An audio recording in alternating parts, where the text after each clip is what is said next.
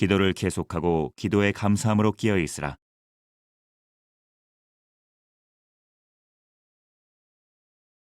예전에 어느 시골 교회에 믿음이 좋으신 장로님이 계셨어요. 그리고 그 집에 늦둥이 외아들이 하나 있었습니다. 근데 그 아이가 지독한 말썽꾼이었어요. 그래도 이 장로님은요, 이 아이를 예수님의 사랑으로 늘 품고 용서하려고 애를 썼습니다. 그런데 이 아이는 절대로 그 아버지의 애타는 사랑을 받아들이지 못하고 청소년 시절에 나쁜 애들하고 어울려서 가출을 하게 됐어요. 그런데 마침 이 아이가 가출한 지 한 6개월쯤 됐을 때 서울에서 청소년 사역을 하시고 계시는 목사님 한 분을 만난 거예요. 정말 신발도 다 떨어지고 거지꼴이 되었었습니다. 그런데 그 좋은 목사님을 만나서 이야기를 들었습니다. 그 목사님은요, 아이한테 탕자의 비유를 설명해 주시면서 권면해 주셨어요. 이제라도 아버지께 돌아가라고. 아버지께 돌아가면 아버지께서 새 신을 신겨주실 것이고, 아버지께서 금가락지를 끼워주실 것이고, 또 아버지는 송아지를 잡아서 환영해 주실 것이다 라고 그렇게 설득을 했습니다. 그래서 이 아이가요, 마음에 큰 은혜를 받고 그래서 집으로 돌아가게 됐습니다.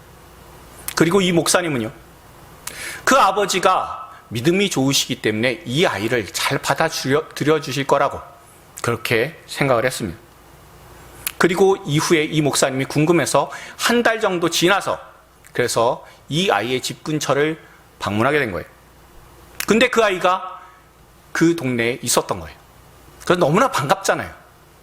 그래서 이 아이에게 가서 이렇게 물어봤습니다.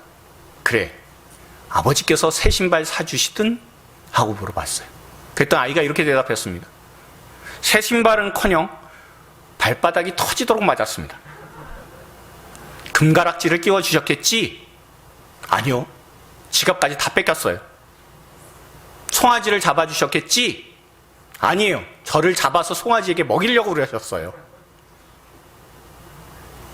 우리가 들으면 참 재미있는 이야기지만 우리가 이런 예화를 들을 때마다 생각하게 되는 것이 무엇이 있습니까?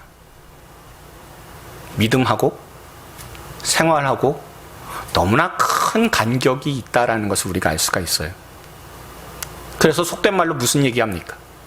교회에 깊이 빠지지 않는 게 믿음 생활 잘 하는 거다라고까지 사람들이 얘기를 할 때가 있어요.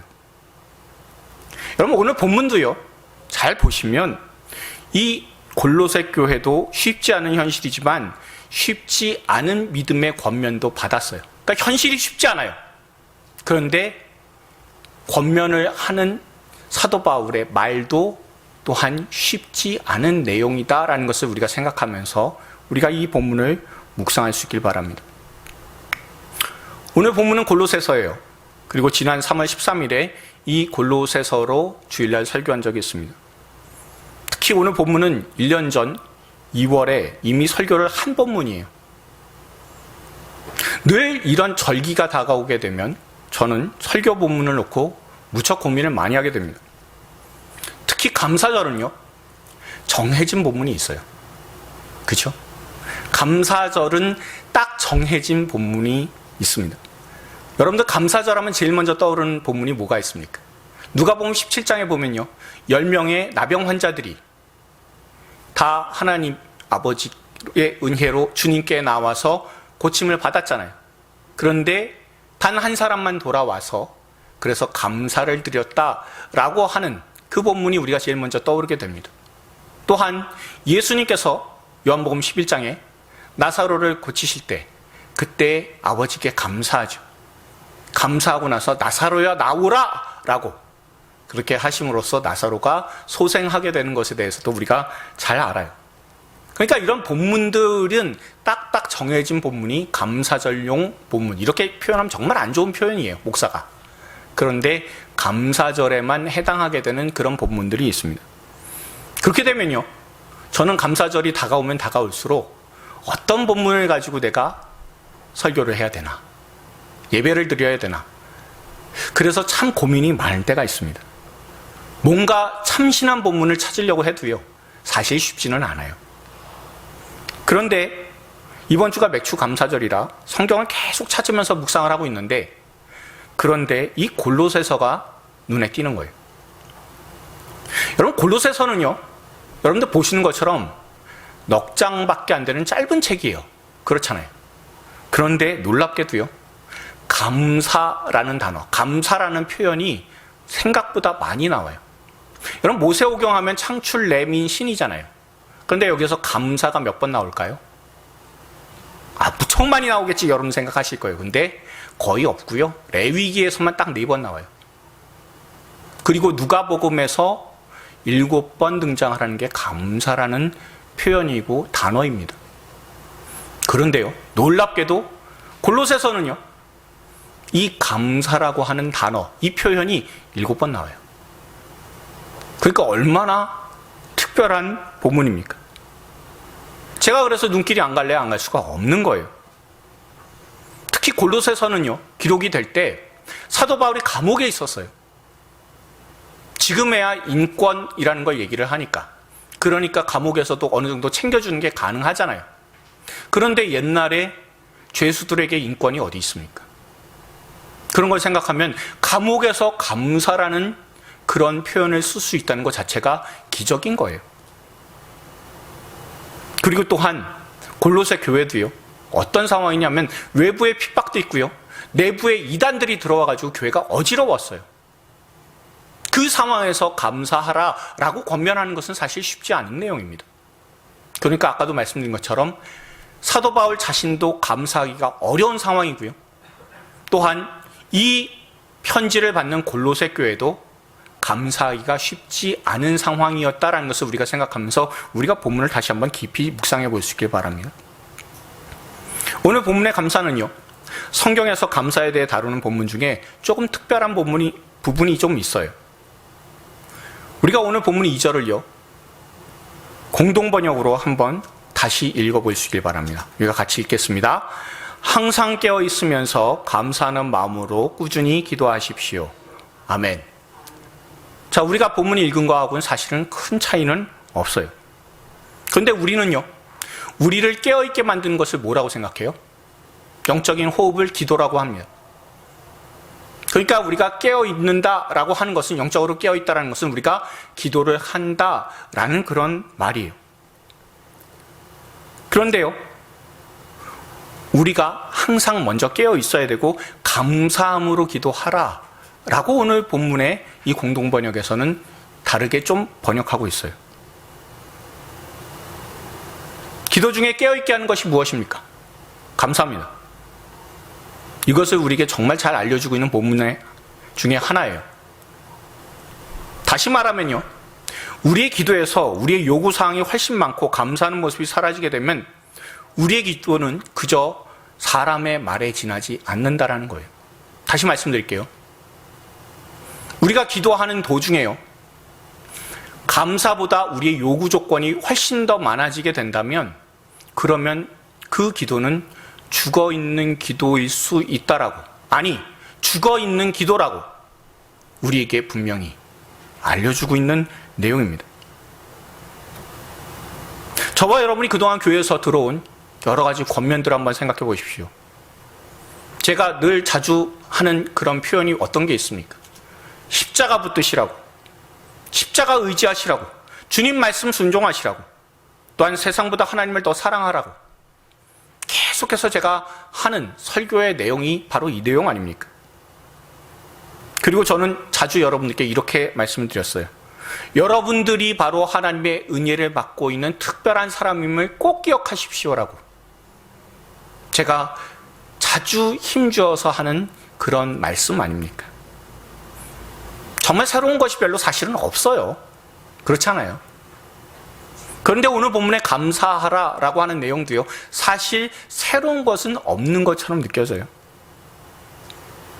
그리고 이런 감사의 절기가 다가오게 되면 하나님께서 우리의 삶에 어떻게 역사하셨는지, 감사할 일은 무엇이 있었는지 우리가 한번 돌아보기도 합니다.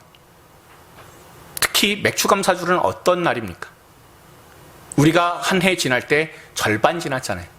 절반 지난 것을 다 돌아보고 감사할 것을 한번 찾아보고, 또한 오늘 감사할 것을 묵상하면서 하나님께 감사드림으로 말미암아 남아있는 하반기 때 하나님께서 어떻게 우리에게 은혜를 베풀어 주실지에 대해서 우리가 기대하게 되잖아요. 그것이 바로 매추 감사절이 가지고 있는 그런 의미입니다. 그런데요, 이 감사가요, 쉬운 일이 아니에요. 쉬운 일이면 성경에 감사하라라고 기록되어 있지 않을 거예요. 성경에 감사하라라고 기록되어 있는 이유는요, 우리가 감사하기가 쉽지 않은 사람들이기 때문에 그렇습니다. 여러분, 올 2022년 절반 벌써 지내셨어요. 그 중에 가장 감사할 내용은 무엇이 있습니까? 혹시 감사를 마땅히 해야 되는데, 그런데 감사해야 되는 것들을 혹시 놓치고 있는 것들은 있지 않습니까? 제가 조금 전에도 말씀드린 것처럼요, 감사하는 마음은 자연스러운 마음이 절대 아니에요. 세상에 그 누구도 감사하는 마음을 자연스럽게 자동으로 품는 사람은 아무도 없습니다. 세상 누구든지 감사보다는 원망과 불평, 험담, 아쉬운 소리가 훨씬 더 많아요. 그렇기 때문에 우리가 기도할 때도요, 우리가 감사합니다라는 것보다 하나님 왜 이렇습니까? 하나님 제게 왜 이러시는 겁니까? 하나님 왜 이렇게 일을 만드시는 겁니까? 라고 원망하고 불평하는 그런 기도의 내용들이 사실은 훨씬 더 많습니다. 처음에 시작할 때 어떻게 기도를 시작합니까? 아버지 감사합니다로 기도를 시작하게 되죠. 그러나 그 다음에 이어지는 것은 어떻습니까? 아버지 참 감사하기는 한데요, 그런데 아쉬운 일이 있습니다. 하나님께서 내게 이렇게 대해주시니 난 참 섭섭합니다 로 이어지는 경우가 많지 않습니까? 여러분들은 물론 그러지 않으실 수 있어요. 저 믿음이 안 좋아서 저는 그렇게 기도할 때 많아요. 아버지 감사합니다 라고 맨 처음에 기도를 시작하면서 그 다음부터는 제가 아버지께, 하나님께 요구사항이 왜 그렇게 많은지 모르겠어요. 하지만 주님은요, 이 골로새서를 통해서 기도를 계속하고 기도의 감사함으로 깨어 있으라 라고 우리에게 권면해 주시는 겁니다. 기도를 해도 두려움이나 원망이나 걱정이나 낙심이나 그리고 불안해하면서 기도하지 말라라고 우리에게 이 말씀을 통해서 알려주시는 겁니다. 성경에 나오는 원망의 대명사, 불평의 대명사가 있다면 누굴까요? 누가 떠오르세요? 출애굽한 이스라엘 백성들이 제일 먼저 사실은 떠오를 겁니다. 애굽에서 노예 생활에서 벗어나서요, 이제 빠져나와 광야길로 접어들기 바로 직전에 홍해 앞에서 자신들이 죽을 뻔했어요. 애굽에 매장지가 없어서 다 우리를 광야에서 죽게 만들려고 하냐고, 여기서 다 죽게 만들려고 하냐고, 그렇게 원망과 불평을 했습니다. 그런데 홍해의 기적이 나타났죠. 그러니까 어떻게 해요? 그 다음에는 그 태도를 싹 바꿔서 하나님께 찬양하고 기뻐했어요. 우리가 이미 아는 내용이잖아요. 그러다가 또다시 마실 물이 없으니까 또 원망해요. 그리고 마실 물의 문제가 해결이 되니까 그 다음엔 이제는 먹을 게 없다라고 하나님 앞에 불평합니다. 우리가 출애굽기 16장 2절 3절을 공동번역으로 한번 읽어볼게요.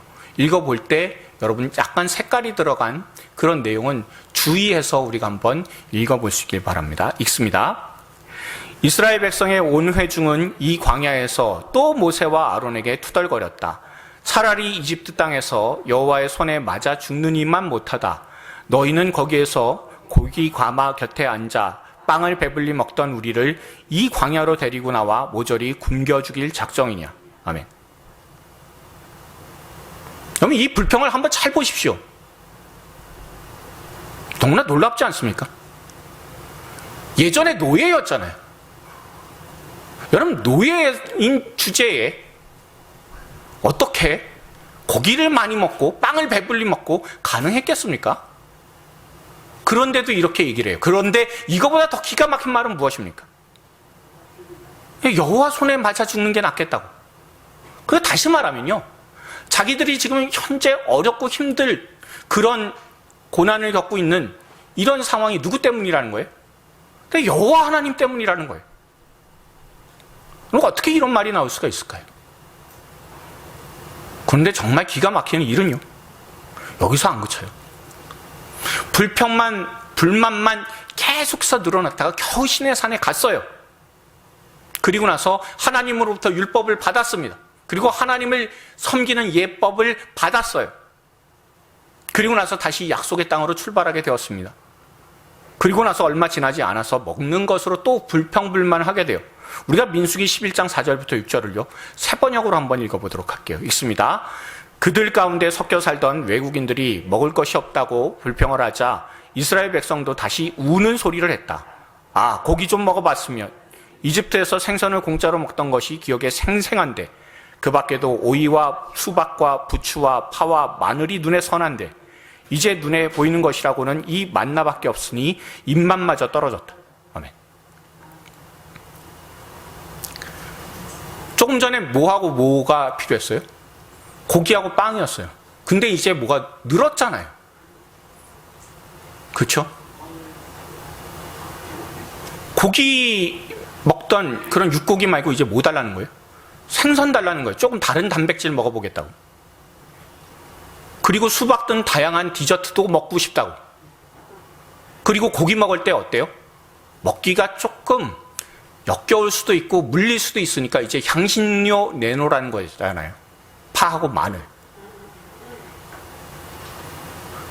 그러니까 우리가 이 말씀을 통해서 비교하면서 알게 되는 것이 무엇이 있습니까? 불평과 원망은 하면 할수록 늘어나요. 절대 줄어들지 않아요. 불평과 불만은 하면 할수록 점점 더 늘어난다는 사실 여러분들 꼭 기억하실 수 있길 바랍니다. 예전에 아폴로 11호가요. 달에 착륙을 한 적이 있죠. 우리가 달에 착륙한 우주인 하면은 딱 떠오르는 이름이 무엇이 있습니까? 닐 암스트롱이에요. 그렇죠? 그런데 함께 그 우주로 달 쪽으로 날아간 사람이 몇 명이에요? 3명입니다. 그걸 잘 몰라요. 저기 우주인 3명이 있는데 왼쪽부터 차례로 닐 암스트롱, 버즈 올드린 그리고 마이클 콜린스라는 사람입니다. 그런데 이 중에서 달에 착륙한 사람이 누구예요? 닐 암스트롱하고 버즈 올드린이라고 하는 사람이에요. 마이클 콜린스는 달 착륙에 관여하지 않았어요. 다시 말하면 달 착륙선을요, 달 궤도에 갖다 놓고 그리고 그 달 주위에서 돌고 있었어요. 달에 착륙했던 사람이 다시 올라와서 이 달까지 가는 그 우주선하고 도킹을 해주기 위해서 남아 있어야 되는 거예요. 그러니까 마이클 콜린스는 달에 착륙하지 않은 사람입니다. 그리고 닐 암스트롱하고 버즈 올드린만 착륙을 했어요. 그런데요, 사람들은 누구만 기억해요? 닐 암스트롱만 자꾸 생각하는 거예요. 그렇죠? 저기 여러분들 달 착륙한 저 모습을 보면요, 사람이 저 헬멧을 썼기 때문에 누가 누군지 모르잖아요. 그럼 찍힌 사람은 다 닐 암스트롱이라고 사람들이 생각하고 착각하는데 저 중에는 버즈 올드린도 있다는 거예요. 그런데 달에 착륙한 우주인 하면 사람들이 다 누구 얘기해요? 닐 암스트롱만 얘기를 해요. 그러다 보니까요, 버즈 올드린이라는 사람이 나중에 마음의 상처를 많이 받았어요. 그리고 우울증이 생겼답니다. 우울증도 생겼을 뿐만이 아니라 알코올 중독에도 걸렸다고 해요. 그래서 삶에 심각한 위기가 있었다라고 하는 겁니다. 그런데 달 착륙 혼자 하지 못한 이 마이클 콜린스한테요, 기자들이 이렇게 물었습니다. 당신은 달에 직접 발을 내딛지 못해서 그래서 안타깝지 않냐, 아쉽지 않냐라고 물어봤습니다. 그러니까 마이클 콜린스가 뭐라고 대답을 했냐면 이렇게 얘기했다고 해요. 사람은 누구나 다 자기 사명이 있다. 나는 달 가까이 간 것만 해도 감사하다. 그리고 나는 다른 사람들이 보지 못한 달 뒷면도 본 사람이다. 라고 그렇게 얘기를 했다라고 하는 거예요. 오히려 더 좋아했다라는 거예요. 당시 달에 간 것만 해도 영웅 취급 받았잖아요. 그런데 두 번째로 달에 내렸기 때문에 버즈 올드린이라는 이름은 사람들이 많이 기억하지 못해요. 그런데 달 착륙했다는 게 얼마나 영광스러운 일이에요. 감사할 만한 일이잖아요. 그런데 내가 처음 발에 달을 딛지 못했다는 것 때문에, 내가 달에 내 발을 처음으로 그 발자국을 남기지 못했던 것 때문에 사람들이 알아봐 주지 않는다고. 그것 때문에 우울증 걸리고 알코올 중독 걸렸다는 것. 여러분 어떻게 생각하십니까? 달에 처음 간 사람, 그런 사람마저도 이렇게 우울증에 걸리고 불평을 하게 된다라면 여러분 보통 사람들도요 얼마든지 다 불평과 불만으로 세월을 보낼 수가 있어요. 예전에요 유럽의 심장내과학회에서 심장질 환자들의 공통점이 있는데 그 공통점을 연구한 결과가 이렇습니다. 성격이 예민하고 또한 신경질적이어서 불평과 원망이 많은 사람, 저 같은 사람이요, 심혈관 질환이 위험도가 1.9배가 높았다고 해요. 그리고 우울증 등의 정신과 질환 위험도도 2.6배가 높았다라고 하는 겁니다. 제가 이 말씀 드리는 이유는 뭐가 있냐면요, 세상에 참 많은 사람들이 불평과 원망을 해가면서 실제로 많이 죽고 있다는 사실이에요. 굳이 성경의 내용을 제가 말씀을 안 드려도 이런 일은 우리 주변에서 정말 비일비재하다라는 것을 제가 알려드리고 싶습니다. 우리가 이를 통해서 알게 되는 것이 무엇이냐면요, 사람은 중간이 없어요. 그렇지 않습니까? 여러분들 옛날에 우리가 학교에서 배울 때 소크라테스나 아니면 공자가 제일 강조를 강하게 했었던 것 중에 하나가 뭐냐면 중용이에요. 중용. 그렇잖아요. 적당히 해라 이거잖아요. 근데 사람은 적당이라는 게 없습니다. 중용을 강조한 이유가 뭡니까? 사람은 중용이 없기 때문에 강조를 해요. 사람에게 생명 아니면 죽음이잖아요. 사랑이 아니면 무관심이나 미움으로 반응을 해요. 이처럼 사람에게 있어서요, 감사함으로 반응하지 않으면 중간이 없이 불평과 원망의 반응이 나오게 된다는 겁니다. 그러니까 주님께서 뭐라고 말씀하세요? 범사에 감사하라라고 우리에게 말씀하시는 겁니다. 범사에 감사하는 것이 우리 마음이 평안하다라고 말씀하시는 것이 아니라 범사에 감사하는 것이 우리의 생명을 살리는 일이기 때문에 우리 주님께서는 범사에 감사하라, 생명을 생명답게 좀 살아가라 라고 우리에게 말씀하시는 겁니다. 그래서 우리에게 범사에 감사하라고 감사로 권면하시는 것이고요, 그 감사가 점점점 잊혀지기 때문에 이렇게 맥추감사절과 같은 감사의 절기를 마련해서라도 감사해서 우리가 생명을 누리도록 주님께서는 인도해 주신다는 겁니다. 우리가 믿음으로 감사하게 되는 순간에요, 우리의 주변과 우리의 생활은 확 달라지게 돼요. 매우 막막하고 위태로운 상황을 우리가 당해서 감사하지 못할 때 그때는 예수님 생각하시면 돼요. 예수님 어떻게 하셨는지 여러분들 잘 아시잖아요. 갈릴리 바다에서 폭풍우가 몰아칠 때 제자들이 뭐라고 얘기합니까? 주여 우리가 다 죽게 되었습니다. 왜 우리를 돌보지 아니하십니까? 할 때 주님께서 뭐하고 계셨습니까? 예, 주무시고 계셨어요. 베세다 들녘에서 이제 우리가 먹을 것이 없어서 다 굶어 죽게 생겼습니다 라고 제자들이 그렇게 얘기할 때 예수님께서 뭐라고 말씀하십니까? 먹을 것을 너희가 주어라 라고 말씀하시잖아요. 그리고 나사로가 죽어있는 절망적인 상황에서 예수님 뭐라고 말씀하십니까? 나사로가 죽은 것이 아니라 잔다. 그러니 내가 나사로를 깨우러 간다라고 주님께서 말씀하시잖아요. 그러니 우리의 마음속에 짜증이 가득할 때, 원망과 불평의 소리가 가득할 때 제일 먼저 예수님을 생각하십시오. 예수님을 생각하시면서 예수님이 나에게 계시니 참 감사하다라는 그 생각으로서 우리가 감사함을 회복하여서 우리의 생명을 생명답게 누리는 저와 여러분들 되기를 소망합니다. 세상 사람들처럼 힘들다, 죽겠다, 짜증난다라고 반응하다가는요, 정말로 힘들고 죽겠는 일만 계속 생기게 되고 무너지게 됩니다. 하지만 주님께서는 오늘 본문을 통해서 우리가 얼마든지 감사함으로 반응할 수 있다고, 감사하면서 기도하면 된다고 우리에게 알려주시고 계십니다. 그런데 이 감사라는 것은요, 우리 본래 안에 있는 게 아니라고 말씀드렸어요. 그런데 기도하고 감사를 연결한 것은 결국엔 그 감사할 수 있는 훈련을 기도를 통해서 할 수 있다라는 그런 내용이다라는 것을 우리가 알게 됩니다. 독일에서요, 어떤 성도가 혀에 암이 생겼어요. 자, 혀에 암이 생기면 어떻게 해야 됩니까? 예, 혀를 끊어야 됩니다.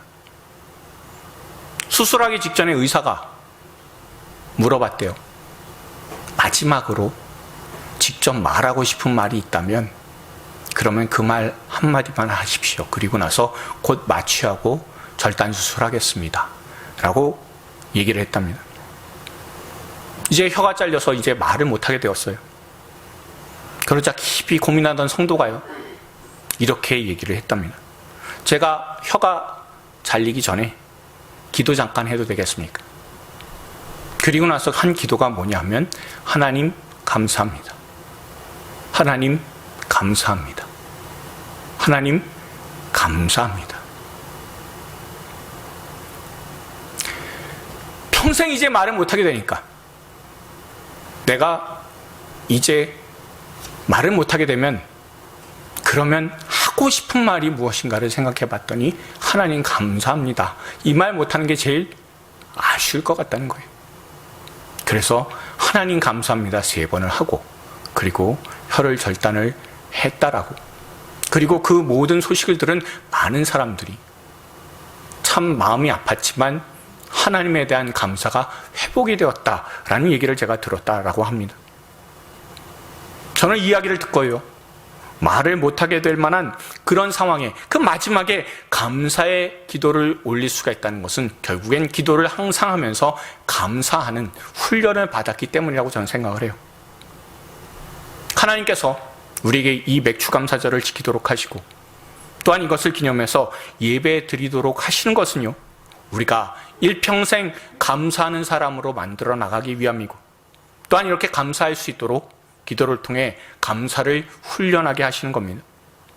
그리고 그 감사의 기도가 깨어 있어서 그동안 내가 원하는 것을 주시면 감사하고 그렇지 않으면 감사 못하고 하는 모습이었지만, 내가 지니고 누리는 모든 것이 하나님께 감사할 것이고요, 또한 하나님께서 주신 것임을 인정하게 돼서 우리가 늘 하나님을 기대하는 백성으로 하나님께서 만들어 나가시기 위해 우리에게 예배를 통해 기도를 통해 감사로서 훈련하신다는 것을 우리가 꼭 기억할 수 있길 바랍니다. 그러니 성도가 가진 실력은요, 감사에서 나와요. 말씀을 맺습니다. 주님께서는 우리에게 범사에 감사하기 위해 늘 깨어서 감사의 기도로 하나님을 바라보도록 하시는 분이시다라는 것을 잊지 마십시오. 하나님께서 이미 우리에게 가장 소중한 예수님을 주셨잖아요. 우리가 감사하지 못할 상황은 아무것도 없는 거예요. 내가 감사할 수 없을 때에도 주님께 감사하는 것이 바로 내가 주님께 드릴 수 있는 가장 귀한 열매입니다. 다시 한번 말씀드립니다. 내가 감사할 수 없는 상황에 놓여 있다 할지라도 내가 감사하는 것, 그것이 바로 우리가 주님을 영화롭게 해드릴 수 있는 가장 소중한 열매다라는 것을 꼭 기억하십시오. 물론 내 결심으로 되지 않습니다. 믿음의 눈을 들고 십자가를 바라볼 때, 그때의 주 예수님의 보혈이 그렇게 소중하게 감사하게 다가오게 될 것입니다. 그러니 어떤 힘든 그런 상황 속에 있다 할지라도 늘 우리와 함께 하시고 우리에게 역사하시는 예수님께 감사할 수 있는 저와 여러분들 될 수 있기를 소망합니다. 그리고 그 감사가 우리를 살린다는 것을 기억하고, 또한 이렇게 감사할 수 있는 그런 귀한 절기를 우리에게 허락해 주셨으니 이 감사의 절기 때 내가 어떤 삶의 열매로 주님께 영광스럽게 해드릴까라고 늘 고민하고 주님께 감사의 열매를 올려드리는 저와 여러분들 다 될 수 있기를 주님의 이름으로 축원드립니다. 우리 같이 주변에 계신 분들한테 이렇게 권면을 해 주십시오. 언제나 감사함으로 깨어 있읍시다.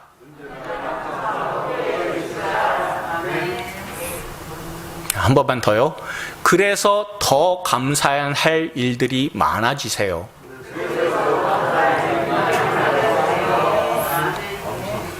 그렇게 감사함으로 주님께 늘 영광 올려드리고 귀한 열매 올려드리는 저와 여러분들 다 될 수 있길 바랍니다.